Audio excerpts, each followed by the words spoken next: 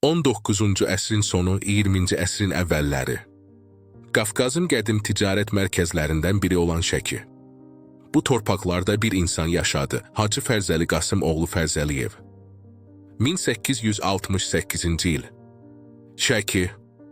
Tacir ailəsi. Gənc Fərzəli ata dükanında ipək parçalar arasında ticarətin nə olduğunu uşaq yaşlarından öyrəndi. 14 yaşlı Fərzəli at belində Məkkəyə doğru yola çıxır.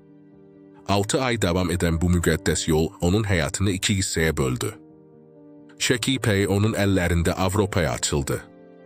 O, yalnız tacir deyil, Azərbaycanın səssiz elçisi idi. O, insanları incitmədən kömək etməyi bacaranlardan idi. Səssiz xeyirxahlıq onun imzası idi. Bir Quran. Bir xalqın dilində ilk dəfə danışan ilahi söz. Bu əmanət Hacı Fərzəliyə etibar edilmişdi. Bəzən ədalət qanundan əvvəl gəlirdi. Hacı Fərzəli bu sərt həqiqəti anlayanlardan idi. Tula, Paris, Berlin, Bakı, bir Azərbaycanlının qurduğu böyük biznes dünyası. Hacı Fərzəli getdi. Amma izi qaldı. Adı qaldı. Davamçıları qaldı. Tarix var dövlətlə deyil, iz buraxmaqla yazılır.